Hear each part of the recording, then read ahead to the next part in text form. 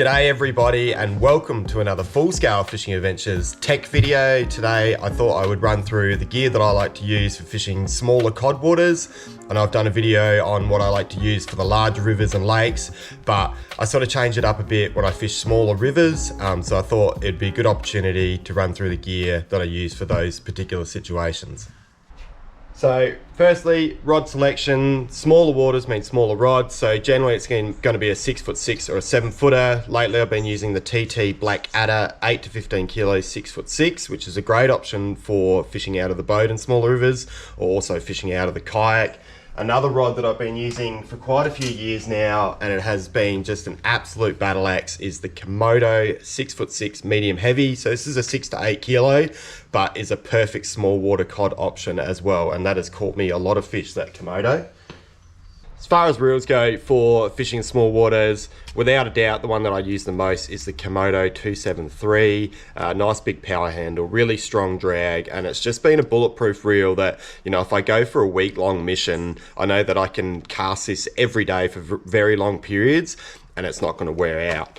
So I load the Komodo with the Platypus Pulse X4 in 30 pound. It's a 4 carrier braid, so it's very abrasion resistant. It's got good longevity and it casts beautifully. Also find that it ties a very nice FG as well. So my leader choice is the Platypus Hard Armor, but I use both the supple and the tough leader. So a couple of different options. The tough leader has got a stronger outer core, so it's a little bit stiffer.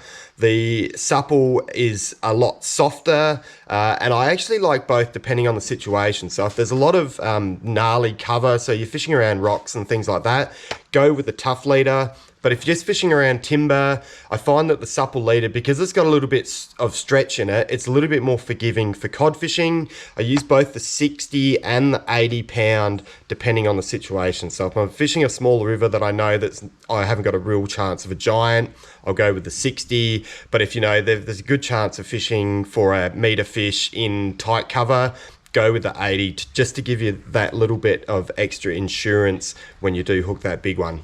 I'll leave a link for the FG video, which is the leader knot that I like to use. Doesn't matter whether you're attaching 60 pound or 80 pound, the FG is just perfect, and I'll leave a link for that video in the description so you can check it out. So moving on to lures. Lure styles I like to use for fishing smaller waters for cod: crankbaits, topwater lures, spinnerbaits and swim baits. So crankbait selection, really like the Dino 90. So it's a 90mm bait, casts really well, dives to say 2 to 3 meters. It's got a really wide action, which the cod seem to really like, and it comes standard with nice strong hooks. Color doesn't seem to really play a huge part, so just choose one that you like the look of. Topwater lures, really like the Ballista Hunchback. It's a great paddling lure, works well on the twitch, works well on a slow roll, and again, it's a 90mm bait, casts really well on that sort of lighter gear. So spinnerbaits, TT, Frogger Senior, can't go wrong, 3/4 ounce bait, it's caught me a stack of fish. And then swim baits, I don't keep a lot of swim baits for smaller waters, but I have caught a lot of good fish on the Hercules 5-inch, that's a 5/8 ounce bait. And the Hercules is great, it's got a nice strong hook that it comes with, but it's also got the loop at the bottom which you can attach like a chin weight or a treble to, depending on the situation. So a little change that I like to make with my Frogger Seniors is, instead of fishing them how they come pre-rigged, I like to rig them on a Z-Man diesel minnow. This is a 5-inch in Sexy Penny, which matches really well with the Fire Frog colour Frogger. Now, to rig your spinnerbait up, what you want to do is just measure to know where your hook's going to come out. So the hook's going to come out just beside, or just inside the start of that top fin there.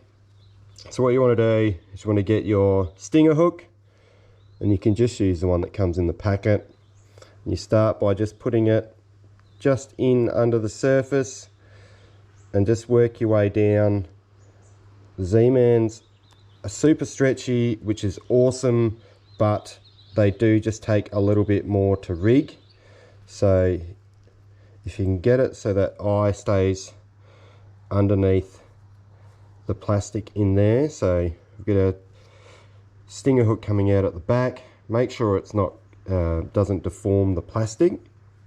And then once you've got there and you know where the point of the actual spinnerbait hook needs to come out, you can go through in the middle of the plastic. And you do want to, when you rig these, your stinger hook needs to be like inside the plastic, but a little bit shallower than what the main hook does. I like to have my main hook sort of in the middle of the plastic, so that when you push it through, and once you get to that point, you can make sure that you're through the eye. And then when you bring it forward over that soft plastic keeper, it means that the spinnerbait ends up nice and straight like that. I think if you have your front hook too shallow, then it can kink the plastic a bit when you push the plastic through. So got our bait set up like that. I keep a few different bags of spares. So these are little plastic keepers. These are made out of a milk bottle. So what you want to do is you want to get a hole punch and a milk bottle. An ice cream lid is another really good option. And you can make these little plastic discs, which then you can fit over the top of your soft plastic, your spinnerbait hook to keep your soft plastic on there. So and then you push that down, and that'll stop that stinger hook from coming back over the barb, and that'll just sit nicely in there inside the flute. So now we've got our pre-rigged bait, nice and straight. You got your little plastic keeper on there to know that your stinger hook's not going to come off. Blade selection, I'm sure we've all had it where the spinnerbait blade comes off the spinnerbait. It doesn't matter what sort of spinnerbait you use, the chance of that happening, like the rings bend on the swivel and things happen. But I actually keep two different types of blades. So these are 7s and these are 6s. And depending on the water I'm fishing, so some small water runs fast, some small water runs slow. If it's running slow, I'll fish a size 7 blade, so that's the size 7s. If it is faster water, you want to cut that blade size down a little bit so it doesn't catch so much water, because your spinnerbait will sink further, and the pace of the water will actually make the blade spin more. So a size 6 is a great option for that. So I keep both size 6s and 7s in the box when I'm on the water.